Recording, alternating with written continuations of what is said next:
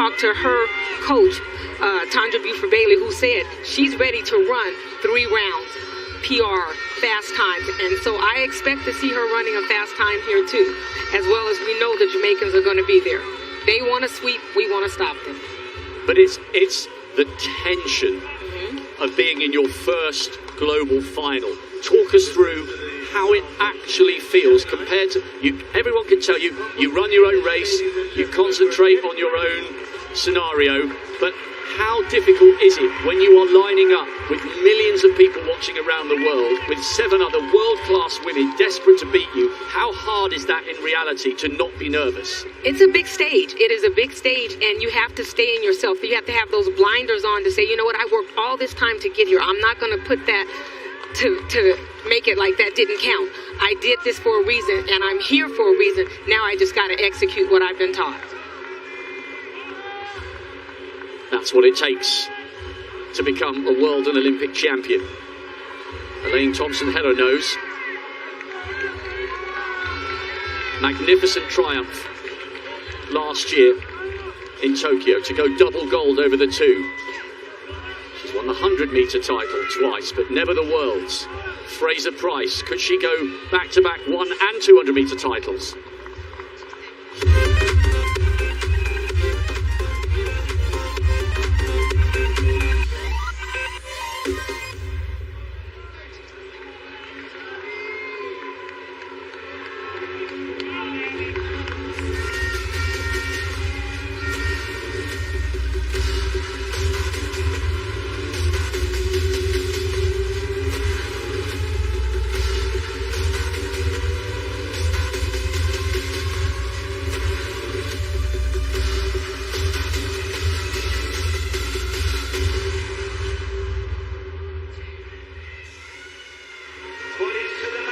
I can honestly tell you, and if you love athletics, wherever you are in the world, I'm sure yours is as well. What an extraordinary lineup of talent. This could be so, so special. 3 women will be on the podium, and boy oh boy, they're going to have to earn it the hard way. Abby Steiner, the NCAA champion, the national champion. She's only 22. This is the biggest race of her life. Aminat Husseini, the African champion, 22.04 in the semi-finals. Big puff of the cheeks. Listen to this. Voted amongst the world's most 100 inspirational women.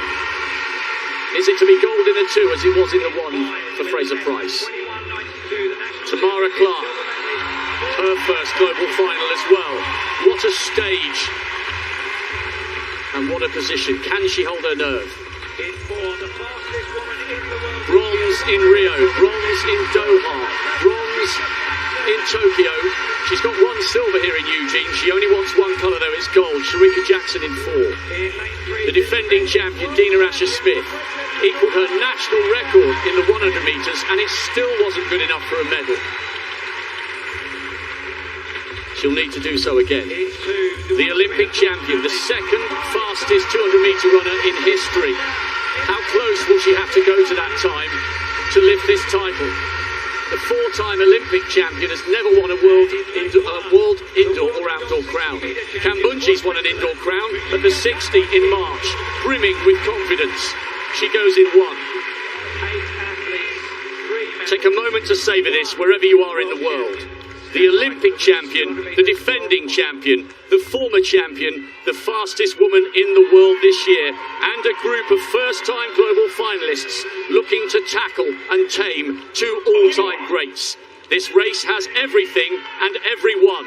Haywood Field is about to witness history. Whoever wins the Women's World Championship final over 200 metres.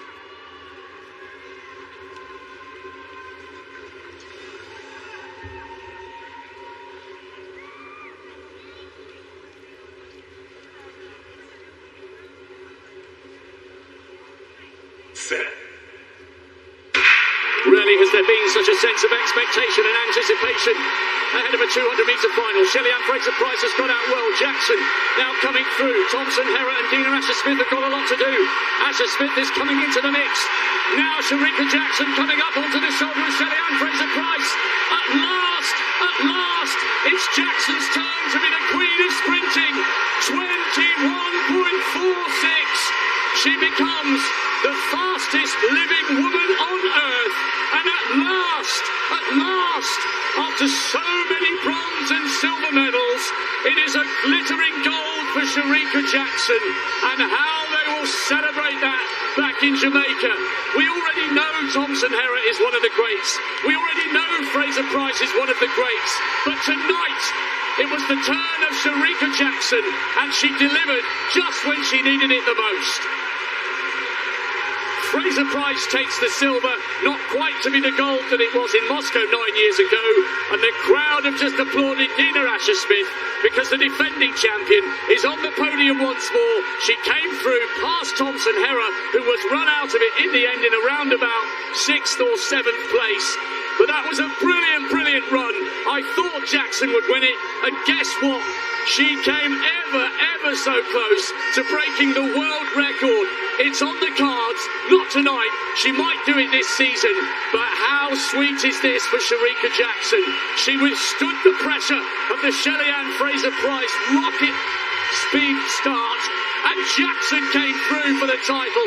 It's a standing ovation here in Eugene, and I bet in the bars all across Jamaica, in Falmouth, in Kingston, in the nightclubs, in the homes, they will be celebrating a night on which Jamaican women have once again come out on top of the world.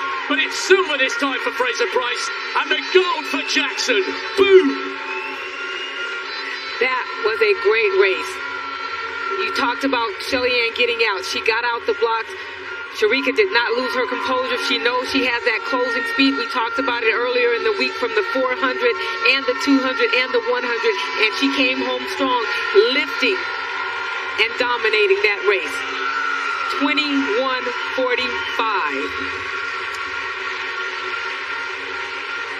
I think the world record is within this woman's grasp.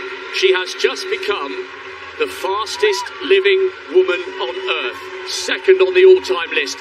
Dan O'Brien, how well did Jackson execute the race of her life against Fraser-Pryce?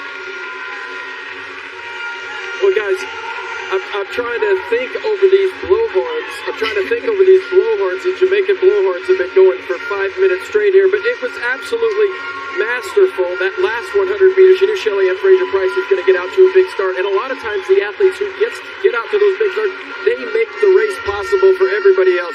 So I really think the fact that Sherika Jackson winning in that time had a lot to do with Shelly-Ann Fraser-Pryce.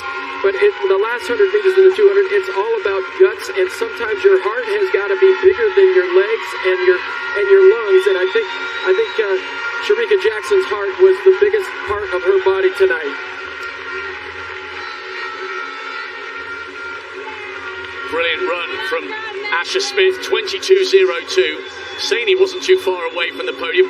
Asher-Smith ran a brilliant bend, and Thompson Herah was out of it. At one stage, I thought perhaps Asher-Smith might put Jackson under a little bit of pressure just in the lane outside her. But how well did she accelerate and pull away in that last 40 metres? It was a truly majestic run, which lived up to the hype and expectation. It did. Dina Asher-Smith got out also very well, and she showed what the defending champion can do. She knows how to get on that podium. She knows how to win. I've been watching her